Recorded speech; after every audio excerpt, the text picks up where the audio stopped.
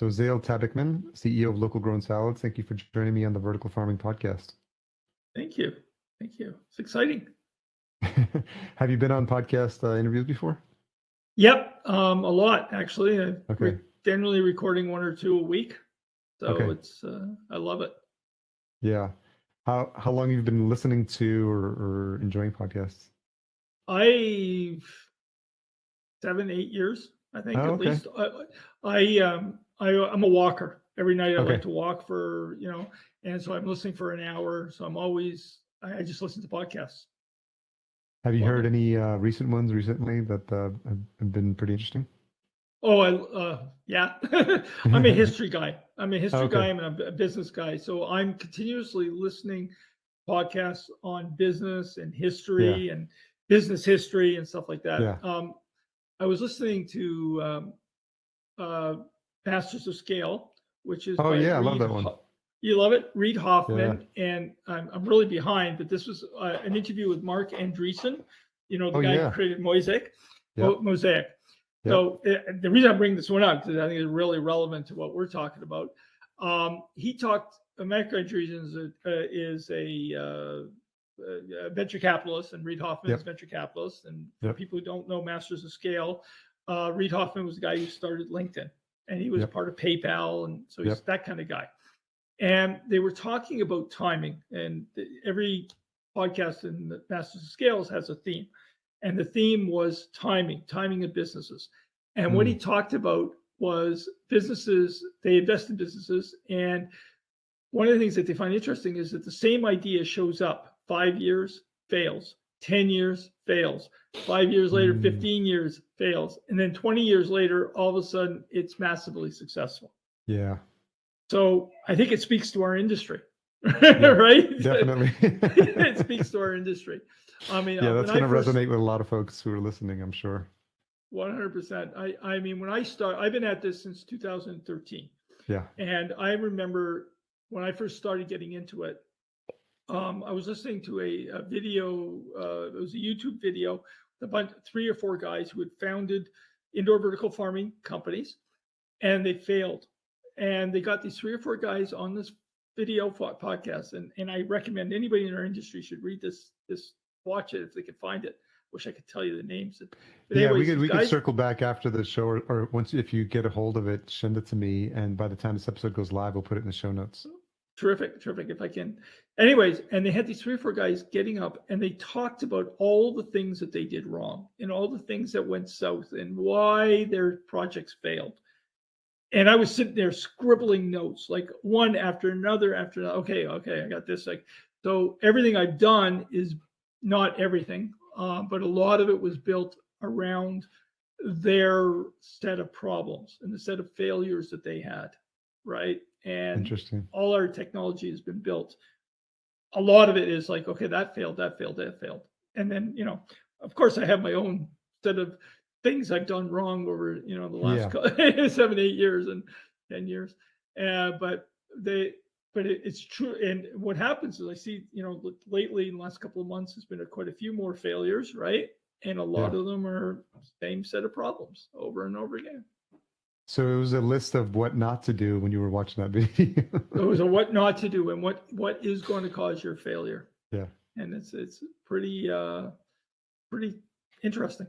Yeah. Anyway, so that was, he asked for an interesting podcast. I thought that was interesting and relevant to what we're talking That's to. definitely relevant. I love when the world's, converge of podcasting, vertical farming, business, learning lessons from people that have forwarded the path, been down the road before, and just kind of figure out what works and what doesn't. So let's just rewind the clock back a little bit. It sounds, and from the look that I took on LinkedIn, is that you've definitely been involved in business for a bit of your career. So, as far back as you want. I have kids your age. Let's leave it at that. Yeah. When did everything start for you? What's your earliest recollection of having this entrepreneurial or this business? I was 16 years. I remember I was 15, 16 years old. I got involved in not a Ponzi scheme, but where the marketing where, you sign up people and they sign up other people and you sign up Multi-level marketing. Yeah. multi-level marketing, right. It was Yeah. called Best Way, and it was kind of like an Amway type thing. Oh yeah. And I'm running out buying, a whole bunch of, it was a disaster. It was a horrible disaster. But I have lots of disasters. Is this pick on Zale day? I don't know. Anyways. No, I mean it's interesting because I think I've been an entrepreneur since 2015. I was previously in corporate, so I had that security of the getting your check deposited in your account, your pay every twice a month. And it's interesting. What you learn as an entrepreneur is to be comfortable with failure, and not you almost see it as a necessary rite of passage, and it shows you just really quickly what doesn't work. And so then I think what I found for me, and maybe this is something you can relate to, is in the beginning I'd be like, woe is me, and just like licking my wounds and like where those thousands of dollars just flushed down the toilet, or but over the years I just realized I just get up faster. Just like I dust myself off and I'm like, okay, that didn't work, let's try the next thing, and I think you just develop that armor, or that entrepreneurial armor, to just kind of continue like moving forward, because I think it's this idea of like continuous progress forward that really helps to toughen you up as an entrepreneur. I agree. I call it falling forward. Yeah. I'm always just falling. I'm always failing, but I'm always failing forward. Yeah. I mentioned I read, when I talk about history, my time of history that I love is about like the 1860s, American, and it's almost I'm a Canadian, by the way, but it's almost it's American history, 1860s to the early 1920s, and the number of guys who have been very successful and massive failures are just unbelievable, right? I think of Edison. Everybody thinks of Edison, great inventor of light bulb, created General Electric. Oh my God, this guy failed so many times, and he had so many things go wrong. Oh yeah. Right. So it's 100%. It's just you think you've learned every lesson, and then another day, another lesson. Okay, well, let's talk about positive. Let's talk about Yeah, no, I think it's helpful, but especially in this climate, and as you just referred to, like this idea of like a couple of like recent closures of vertical farms, and I think people talk about the cycle of new technologies, and I think we're going through the trough of disillusionment. Right. It could be. And I always refer to it. I always forget what the entire cycle is called, but it's a common cycle in new technologies. And I think people who can make it through this. The technology adoption curve. Yes, right? That's it. Yeah. Right. You have the innovators, and you have the first people that try it out, and then you have the early majority, early adopters. Yeah. So let's talk to me about the story of let's go just before local grown salads. You were coming up with the idea. What was happening in your world? What were you listening to? Like, how did this get on your radar, and how did this become your next project? Yeah. Okay. So it's a little. My COO, which actually also happens to be my son, tells the story much better. I'm not a great storyteller, but he tells my story better than I tell my story. But I will share it with you. Okay. So around that time, I had just got divorced, and I have 5 kids. And I lived very close to the mother of my kids, like 10-minute walk. So the kids were half the time there, half the time with me, right? Yeah. So look, I'm this dad, and I'm like, I want to feed my kids healthy stuff. And healthy stuff is salads every day. And so I'm very much into food and salads. And I also, at the time, was a big bicycle rider, and was doing marathon running. I'm like the guy that shows up at the end, right? When they're packing up and these guys finishing. That was me marathon running. I just wanted to give the right context. But I had these kids, and they were all teenagers, and we're really focusing on food. So that's kind of my mindset in my head. How would I feed my kids? Make sure I get them a salad. How do I get them good food? Not organic, just like a normal, normal food guy. Sure. At the same time, professionally, one of the things I was doing was consulting in Canada. I'm Canadian, and I was doing this particular type of Canadian tax consulting called S7E89, Scientific Research and Experimental Development. I told you it's going to get kind of boring. And what happens in Canada is if you overcome a technical challenge, the government will give you back 50% of what you make. So if you do engineering design of something and you write some software, AI software, it's always the simplest one to explain, right? And you pay an engineer $100,000, the Canadian government will give you back $50,000. A great program. That is why companies like Microsoft and all these other people, Google, have software development houses in Canada, and why you find so much engineering design there, because England has a similar program and Germany has a similar program. America does not. America does things differently. Anyhow, so I'm doing this SNRED consulting.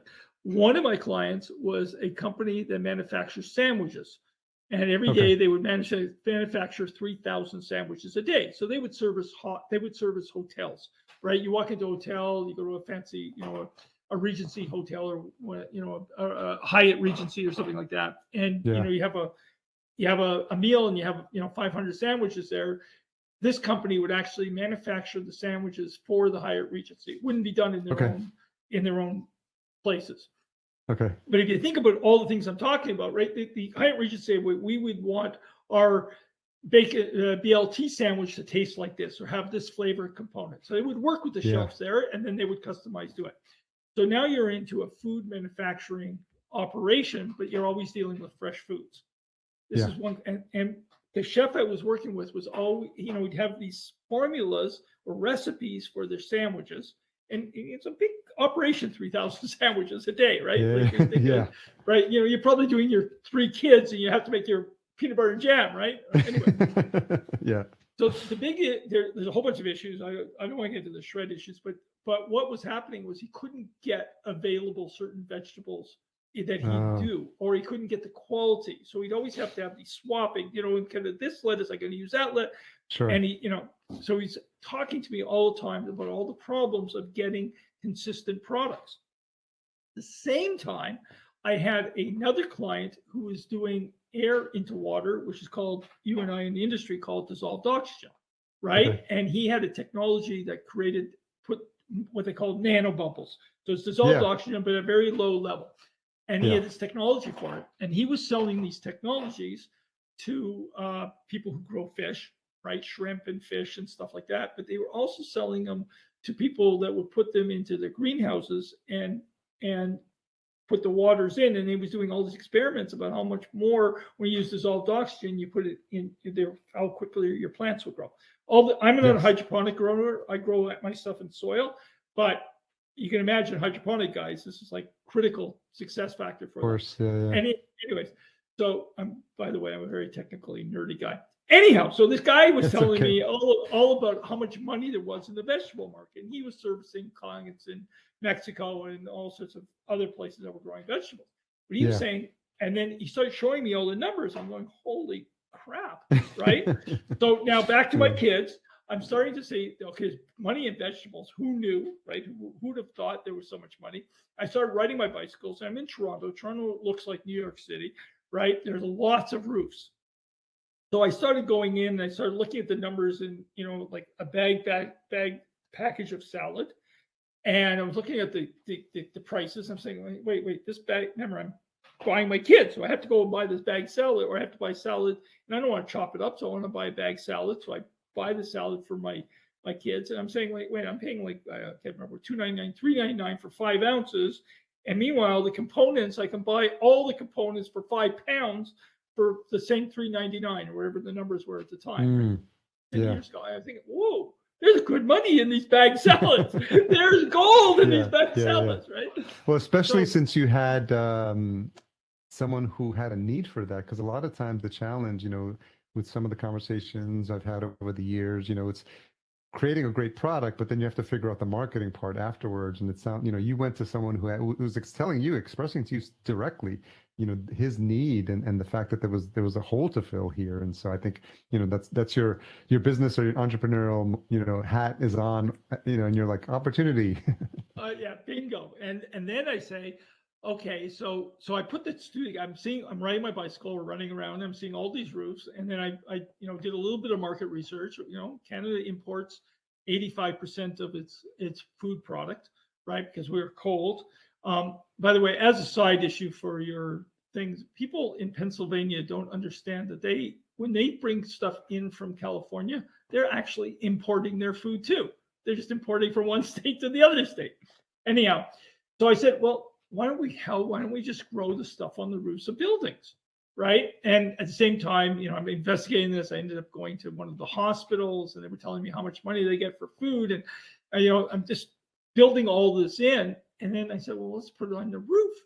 And then I started doing the math of roofs, right? And I'm saying, okay, well, if I grow this amount and I sell this amount and I do the dollars and cents, I'm a numbers guy. So first thing is, like, I just do the Excel. I start from the Excel spreadsheet, right? And then I built the business thing out. And I realized there's no way I can make any money because I can't get enough yield in a square foot to make money. So why don't I go vertical? And we all have a friend in Google, right? Don't forget, and I discover indoor vertical farming, and I look at all the different technologies, and then we started buying a few of them and playing with them and saying, holy crap, this stuff is garbage. I could do so much better. How hard can it be? Yeah, famous last words. So timestamp this. What year is this? 2014. Yeah, 2015. early. Right, 2014.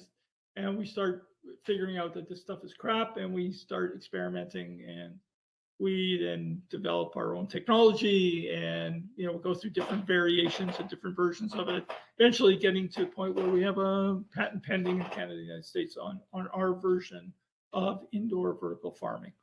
And we did a whole bunch of other. Remember, I started watching those videos about those guys who were failing and all the things, and I'm saying, okay, well, I got to make sure my technology doesn't do this. But what is critical that I want, like, it sounds like you're trying to teach all entrepreneurs on how to go into business and ruin their lives, right? Yeah, I think it's also like what's helpful is to, it's nice when we can learn from folks that have gone down the path, that have the scars to prove it, that have tried things that have worked, and are still around, because I think it's helpful, especially with an industry is relatively new as vertical farming. There's a lot of excitement, a lot of hype, a lot of people want to get in and may not realize and may not have done the homework that you have done, or just have the discipline to do that. Pull out that spreadsheet before they figure out if this is going to make sense. And a lot of times, when we talk about these companies that are getting a ton of funding as well, you're playing with other people's money now. So now it's harder for you to kind of have that lens of really watching every single expense, of really watching the cost of things, of really figuring out profitability. And these are really important. I think, you realizing this is something you're bootstrapping yourself. I think that it makes sense why you just have a closer eye on making sure this is viable for you. Right. So I want to, one of the things I mentioned earlier, and I want to keep coming back to, is I focused in on the gold. Remember I said there's gold in those plastic bags, right? Local grown salads. We're all about creating ready to eat salads. So our goal is to get to that ready to eat salad. So when you eat a salad, when you go buy a company whose name shall remain unmentioned, salad, right? But there's a whole bunch of them. I'm being funny. There's 3 or 4 items in them. There's a lettuce, there's a cabbage, there's a shredded carrot, and there's something else there. But when you go into the store, or you make a salad for your kids or your family, you're going to have 7 or 8 different products in it. And it's going to have cucumbers, and it's going to have cherry tomatoes, and it's going to have a herb, and it's going to have, whatever else. So part of my requirement was that I need to be able to grow all of that stuff. So that's a tall order. That's a tall order. Well, in the end, we can now grow 60 different vegetables. We can grow, context, we grow microgreens, we grow herbs, so basils and all, dill, wherever else you want.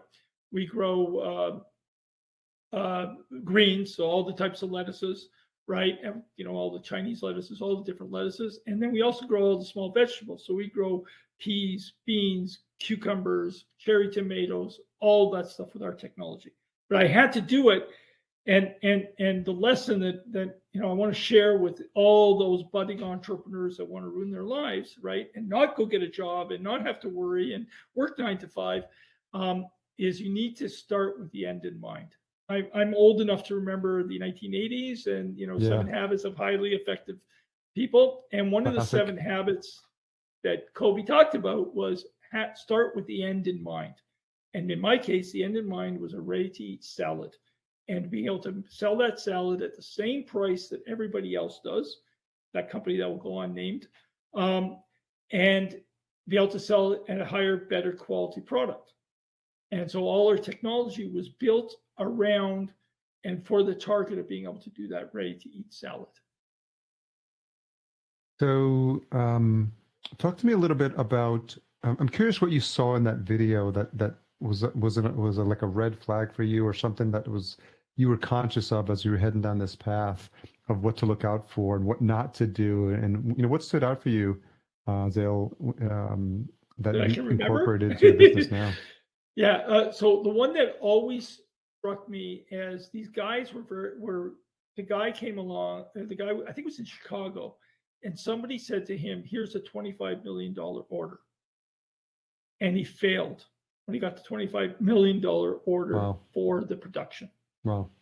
He couldn't scale it. And the scaling was his challenge. He did not have a scaling plan. He kept talking about, I can't scale it. I can't scale it. Right. And I couldn't scale it. I had this customer that was willing to pay me all the money, and he didn't have a scaling plan. So that one of the first things that we built is all our technology is scalable, meaning that if hey, Mr. Customer that comes down, Mr. Giant or McDonald, my goal is actually to service McDonald's. I want to keep this, keeping the end in mind. I want to be the guy that sells McDonald's 35,000 locations around the world salads every day. And when you eat a salad in Tokyo, it'll taste exactly as the same salad as in Toronto or in LA or in Paris. That to me is scaling. Right, McDonald's comes calling and says, "I want you to deliver salads to all my locations." I know McDonald's is not going to show up tomorrow. I know like the whole story. But you're ready if and when they do. I'm preparing myself to be that guy that McDonald's goes turn to and say, "Okay, you're the only guy that can do it," right? Or your technology is the only technology that can do it. So the thing that reminded me biggest was the scaling problem, and then everybody else had a variation of the scaling problem. They couldn't duplicate, and we see this, people failing left, right, and center. They couldn't duplicate it. The other thing I think is, I can't remember if it was a part of it, but it probably was, is unit metrics. Focusing in on unit metrics. I do not understand these people who have raised hundreds of millions of dollars, why they're not freaking profitable left, right, and center. This is a brainless business. I grow something, I build my factory, my farm, right? 30 days later, I'm harvesting, or 45 days, or however many days later, I'm harvesting product. Yeah. Why the hell am I not making money every single day after that? Now I get capital costs, right? I get the difference between capital costs and operating costs, but every one of my operations should be profitable. There is one of our competitors, one of the big players in the industry that's gotten a lot of money from a lot of very big name people. They just shut down the plant. Why the hell are you shutting down something that's profitable? Yeah, because it's not.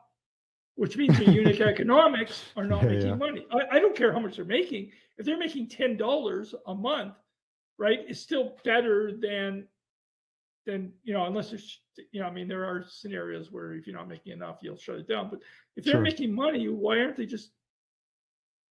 But they're not making money, and if they're not making money, they haven't been paying attention to the unit economics.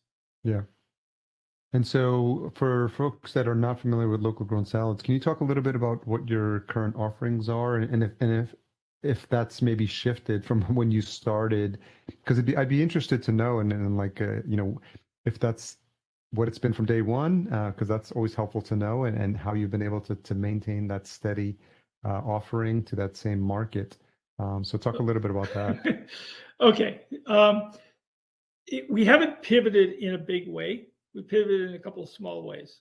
So remember I said I want to, so I'll tell you where we are right now, and I'll tell you kind of where we pivoted and what we do. We're, as a company, we sell technology, and we sell technology in two ways. So I can sell to, Susie, a farm, and I'll sell them our technology and whatever size technology they want, because our technology is modular, so it's scalable, right? You can start with 5,000 square feet, or you can say, I want 50,000 square feet. Okay. I don't care.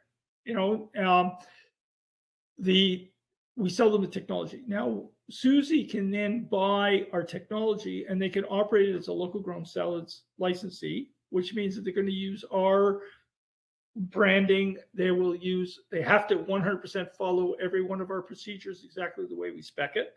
Remember, keep the end in mind. I want to sell to McDonald's. You've got the Ray Kroc in you. Yeah, I got the Ray Kroc, but it's got to be exactly the same. Yeah. Or I could sell to Barbara, who Barbara is a really nice lady, but Barbara says, you know what? I don't like Zale's thing. I have a whole bunch of my own clients. I don't want to share my profits with Zale. So I'm just going to buy his technology. I'm going to use it, and I'm going to sell it at Barbara's Vegetables. So and she can operate. She uses our equipment. She uses our thing. She does everything. And at some point, Barbara and I may compete. Barbara will be the cheaper product in the marketplace, because when they're selling it under our brand, I got to make my 2 cents, and then, or it's a little bit more than 2 cents, but I have to make mine, and they have to make theirs. Sure. But McDonald's will pay for the consistency, and that's what they're paying for. So both Barbara and I can exist in the same marketplace. I want to point out to your visitors, I'm going to keep throwing in ideas so people understand how I think. Yeah. Between Washington and Boston, there are 55 million people. The market for fresh vegetables of the kinds that I sell, which I'm going to get into, the microgreens, the herbs, small vegetables, and stuff like that, is $10 billion a year. Right? I don't make my money from selling equipment. I mean, I'm going to make some money selling equipment, but ultimately $10 billion a year. And that's 55, that's from Washington to Boston. It's a very tiny space. It does not include places like LA, Chicago, Detroit, Florida, Texas. Does not include the market. If you have anybody from Saudi Arabia that wants to partner with me, I want to go after Saudi Arabia. 160 million people who are wealthy, right? Because I have that vision of, rich Arab sheiks, right? Right. But which is really, the reality is a little different. But it's 160 wealthy, 60, and they import 95% of the food. Of course. Right. So I was just out in I was in Dubai in October. Okay. So shout out to my current sponsor, Cultivated. They were sponsoring the Agri-Me conference there, and they flew me out there to interview some CEOs on site. It was really eye-opening. And to your point, the 95% of food imported, how they have to irrigate every single thing that's green in that city, and obviously anything else in that area is going through the same challenges. So definitely a lot of opportunity, a lot of money available for investment. So you're knocking on the right doors, and I think it's just a matter of getting connected with the right folks. So back to your question of how I've changed. So I always started with the technology piece. I always started with the salads in mind. What has happened is we went from this model, we added the licensing versus the private label, and very formalized our approach to that. I knew I have a degree in computer science, but my degree in computer science, people didn't even know there were computers back then. Anyways, I graduated when I graduated in computer science, I had 25 people in my class. Now there, 250 people in the class. Anyhow, where was I? So we didn't realize the importance of the software. The software was like, of course I need the software to run this stuff. I didn't realize that my company's competitive advantage would be ultimately the software besides the hardware, integrated tightly with our hardware. We're building a system, our software system, that tracks all the way from seed to the person's plate, We do, it's got AI so that, you know, Panera's arugula is they're going to say it's too spicy, but McDonald's arugula, they wanted a little less spicy. So we can then do a feedback loop and we can modify the grow parameters that we use, blah, blah, blah. I mean, everybody in our industry is doing what I'm doing. Sure. But I gave it a name, and I have little boxes, and I got a beautiful picture that shows all the components. It's Zale's secret arugula recipe. Yeah, Zale secret. But we have the software that allows us to actually, the idea is that when a Starbucks wants to buy salads, or ready-to-eat salads, and they're buying on the shelf, they'll be able to tap into our system and understand what the shelf life is, where it was built. They'll give us feedback. Oh, the shelf life of this particular one wasn't good. And we'll say, well, was it because of something we did? Was it through our distributors? We only go through distributors. I think owning your own trucks is like the dumbest thing that a company could do. Like, why would you go into logistics business? That's Cisco, a whole nother business. There's Cisco, there's Aeromark, and people are just greedy when they own their own. Anyhow, I don't know. Oh, so the pivot, the big pivot that we've done now is that we're doing microgreens. I did not want to be in the microgreens business. I'm in the microgreens business because part of our technology is going to be sitting idle for bits and parts. So we realized we can double up and use it.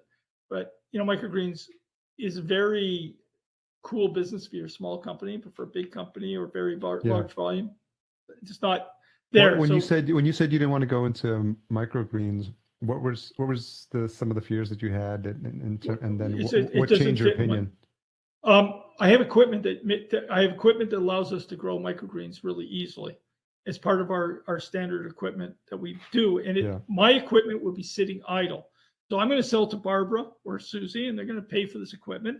They need this equipment, but it sits idle for part of the growing cycle for a lot. And if they're only growing herbs, it will sit idle a lot of times.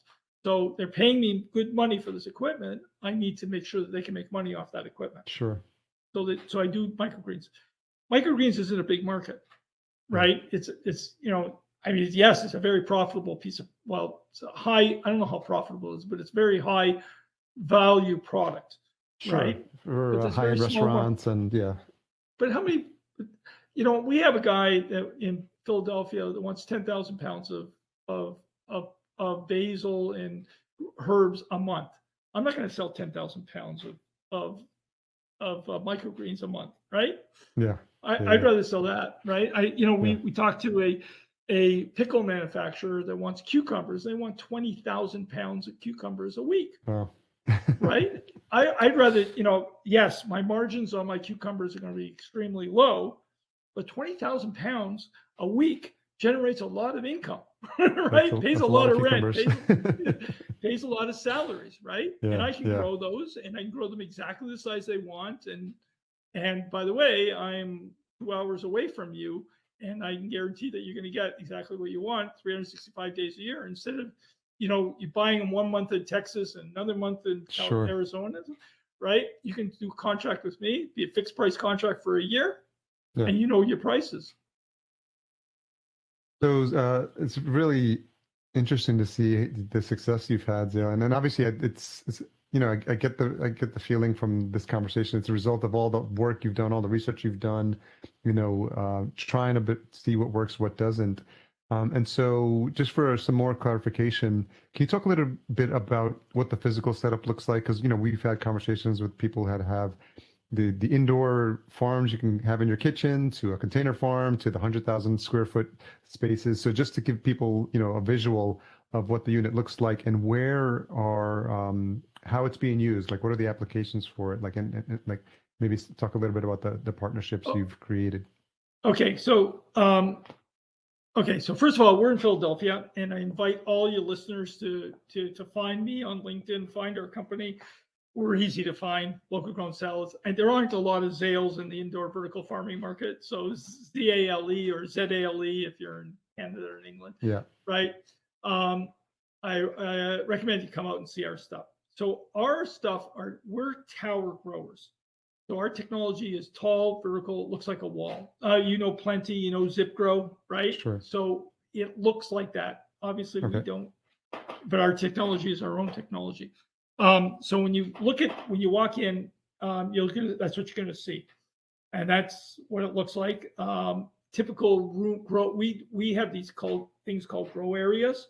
And sorry, I'm jumping around a little bit. Let me kind of do it very simply. So we do these tower things. So you walk in, you see a tower, and that's why we can grow all those different kinds of vegetables, right? As soon as you want to do it on the bunk bed style, you can't. How are you going to grow a pea, right? You got your license so high, right? Unit economics fall apart. But with we can grow peas and they just climb up the wall and it looks great. Peas, beans, all that kind of stuff. Cherry tomatoes. We just move the lights in, move the lights up.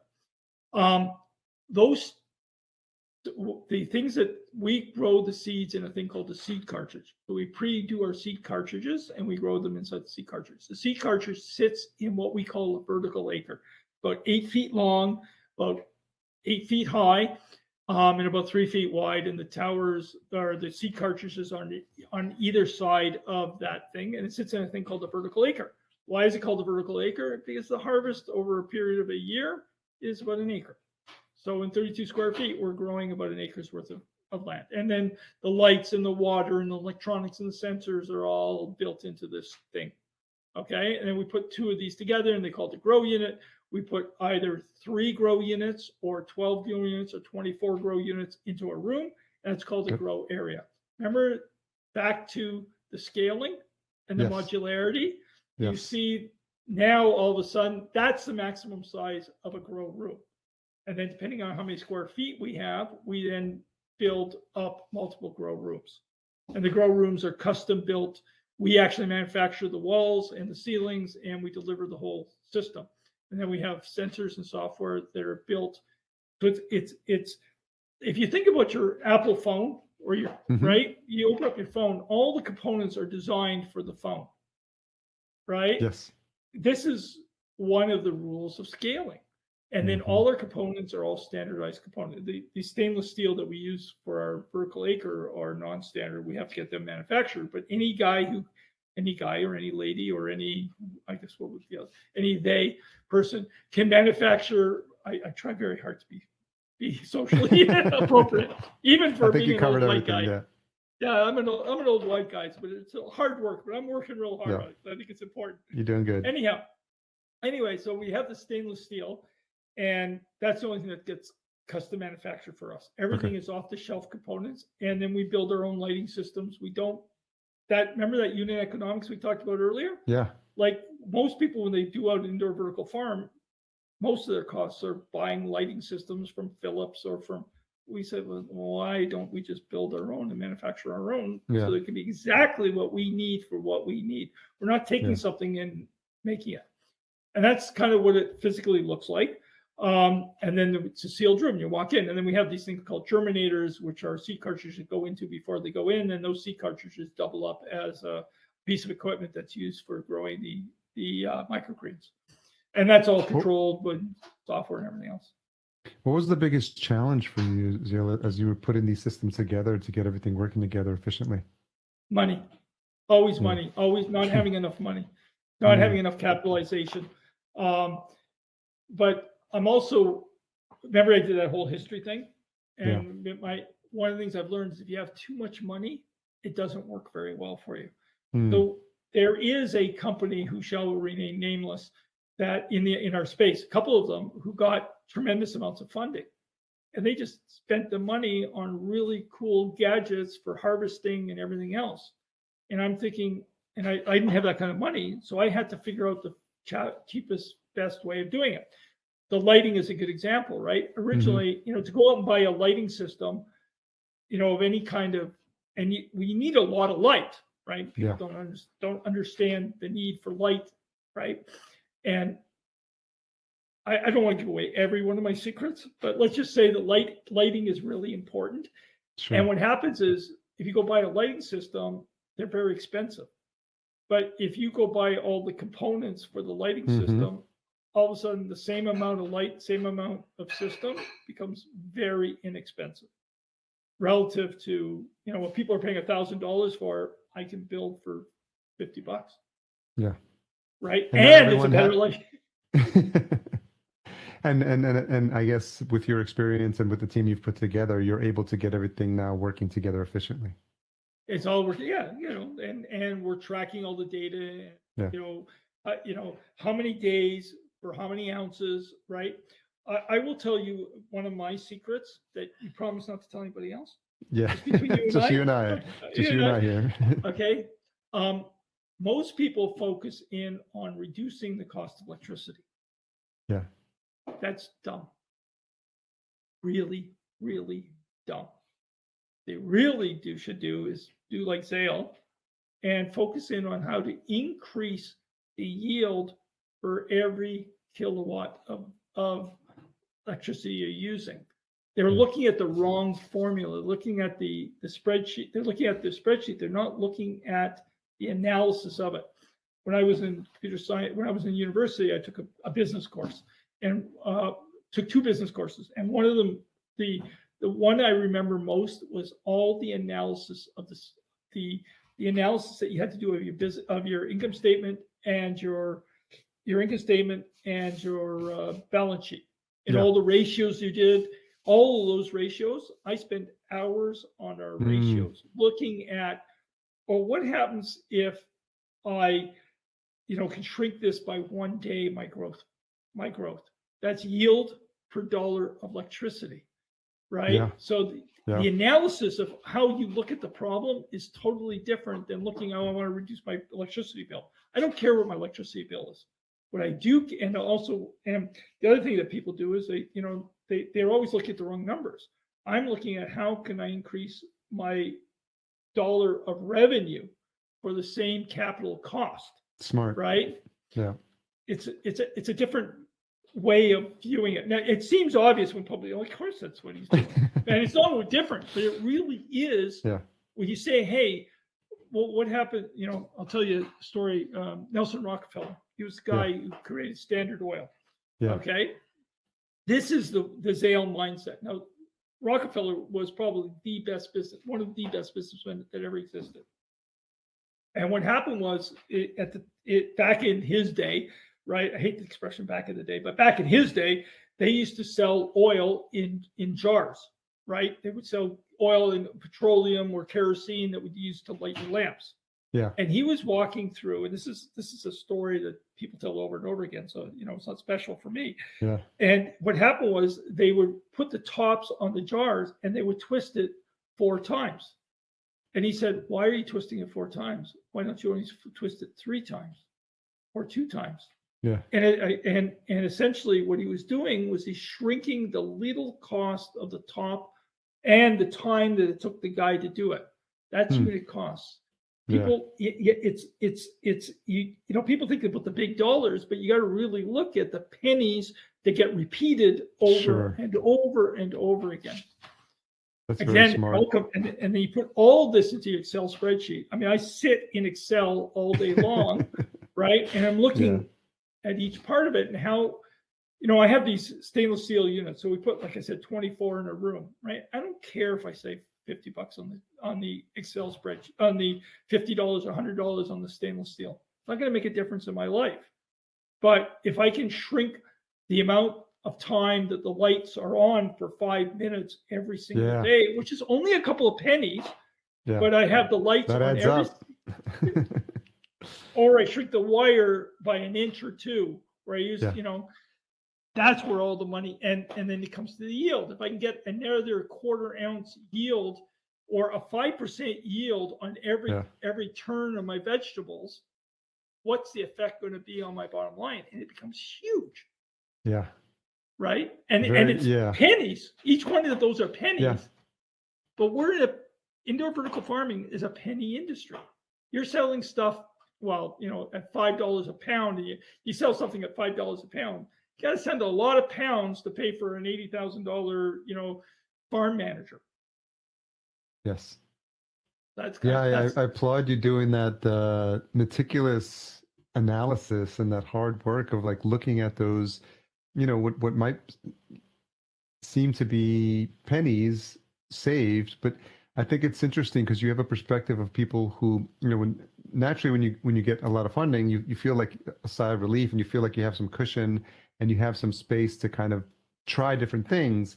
And, you know, when you're looking at every single cost and every single expense really matters, you know, when you're you know, doing it all yourself and you're bootstrapped. And I think you having that discipline to look at it on a line by line basis and figuring out the specifics of is this something that can move the needle slightly incrementally, but when you add those up over time, sort of like when they talk about compounding interest, right? It's that same effect. And so I really Well, applaud you doing that. well, so to the people that are in our business, think about that. If you do a cycle, you know, in the hydroponic guys, they're doing maybe 14 or 16 cycles per year. If they get one more cycle out of it, they've increased their top line by 5%. But Yeah. their operating costs probably don't change. They're Yeah. going to run their lights. Let's just take a simple model. They're running lights 12 hours a day, 365 days a year. Okay. But if that's their electricity cost. Now, if they Yeah. can get one more cycle out of it, they just increased their capital costs haven't increased, their operating Yeah. costs haven't increased, Yeah. but their revenue has gone up. Now, if Yeah. they can create, if they can, let's say that's 13 is probably around 28 days for a cycle. Okay. If they get it down to 27 cycles, 27 days Mm-hmm. or 26 days, which is like, who cares? It's only 2 days. Yeah. Huge bottom line effect. Big, yeah. And so, as we get close to wrapping up this conversation, this has been really, really, really helpful and really exciting to hear your perspective on it, because I think it's something that's it's almost like a breath of fresh air in terms of thinking about this at the really granular level, and especially for folks that are just getting started. I've been, you know, consciously thinking of new farmers getting into this space and understanding what some of the challenges might be, and I think this is a great reminder that, you know, you really have to understand all these costs, all these expenses, and how each one of those move the lever, and how they affect your ability to price things and your cycles. And it's so important. And I think, you know, people just are focused on the big upstarts. And I think there's a lot of room for discussion in terms of what's happening in this space. And I'm really happy to have your perspective. So, Zale, when you think about what you've gone through, I always like to ask this question just to you know, have you think about, you know, what's top of mind for you. But what's a tough question you've had to ask yourself recently? What am I doing wrong? Hmm. I like, why? What am I doing wrong? Yeah. I try to ask that question every single day. What am I doing wrong? What could I Hmm. be doing better? Yeah. Where could I get that incremental improvement of myself? In the end, I'm the leader, and everybody's looking to me for leadership, right? And Yeah. they're looking for me to have all the answers. And so you need to always be asking yourself that. And you know, why haven't I raised, you know, $800 million like everybody else? You know, Yeah. you know, I'm such a smart guy, right? Or I'm whatever. I actually Yeah. rely on my looks more than I rely on my brains. But you know, but why haven't I raised the 800 million? Right? Why Yeah. have they done that? Right? Like, why aren't I? There's so much money been thrown at this industry. Why hasn't Sure. he? Yeah. Well, I imagine you'd be running a different business. I mean, it'd be interesting to see, you know, what you could do with an investment like that with the discipline that you have in place already. So I think, you know, obviously this leads me to my next question, which, given the audience of this podcast, it's your peers in the industry, your colleagues, people who are interested in this space, who've been here for a while, who are just getting started. So I've been leaving room at the end of these conversations for anything that you have that would be an ask or a message to folks in the industry. What comes to mind for you? So, okay, there's I'm going to give you what I really think is really, really important. Remember I Please talked do. about that I do the history and I do read business history.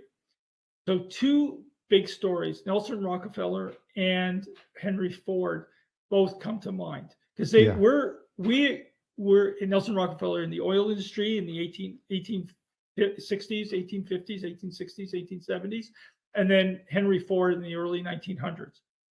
Those two guys did two things. They both worked very hard with everybody in their industry because they were working Nelson Rockefeller did it in a really nasty way. He said, you have two choices. You can either go broke or you can be business partners with me. Henry Ford didn't do it that way. Henry Ford said, let's work together as the market is so big. I do not need to compete against anybody. I can sell my technology happily for the next 10 years and sell it, as much as I possibly want. And I will never, saturate the market. So people in the industry need to work together as a team, right? We need to help each other. Like, my ideas, somebody should steal my ideas and say, hey, where are unit economics? Let's get Zale here. Let's, get him in and to talk to us about unit economics.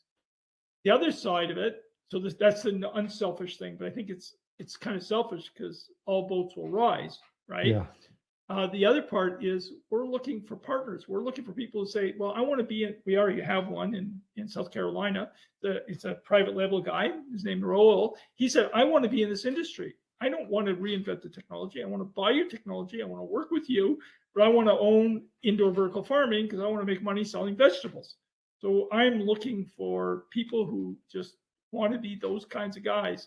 They want to own their technology. They want to own a brand. They want to invest in a brand. They want to, be an operator.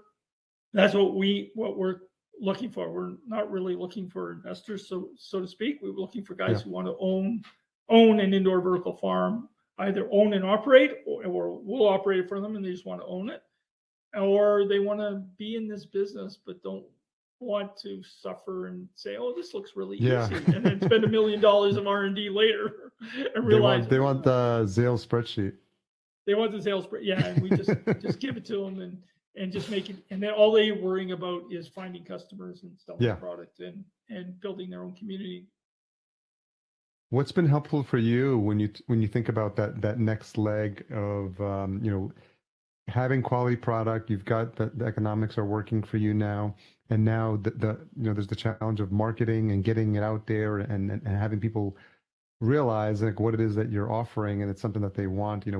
Where have you seen success? To the extent you can talk about any of that, what's been a good learning for you there? So we're now working with community. We have like a little bit of success that's now starting to rock with community colleges. So community colleges saying, hey, we want to run indoor vertical farming programs. Can we buy your technology? Can we be part of that? We in Philadelphia, we're working with high schools. And we're working with the Drexel Autism Institute. So we're working with folks, young kids, teaching them about food and growing and stuff like that, and then creating jobs.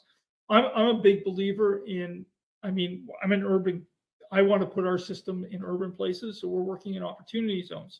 So we we have all these old buildings. Our technology fits in 10 foot to the rafters, right? Or to the joists, right? So we want to be in those old buildings that are sitting empty. We want people to put our farms in there and create jobs and opportunity zones. And we want to pay living wage jobs, kind of where I'm hoping, like I want, Chicago, Detroit, New York, Philadelphia, Boston, St. Louis, any place that needs jobs and wants good paying jobs. And by the way, food deserts. Yeah. I firmly believe indoor vertical farming will contribute to solving the climate crisis, because most of the food is moved in North America, right? You move everything from California to across the country. Half the cost and half the thing is just moving the stuff, right? Yeah. And fail. So it's a way of just, and you're running out of truckers. Anyway, they can just go on and on and on. That's like a whole other podcast. Zale pontificating on that crap. That's the produce supply chain podcast. Yeah, but this is a future, right? Yeah. The industry's struggling and it's fits and starts. But if you look at the history of the car industry, the oil and train industry, every big industry goes through this. The guys who are big now, you won't even hear about them in 5 years, right? Yeah, like they say, history leaves clues. And I think what's been clear for me throughout this conversation is how much you've paid attention to those clues, how much you've followed the lead of those who have gone before us, who've had success in business, and also, with an eye towards, watching everything very closely in terms of economics and profits.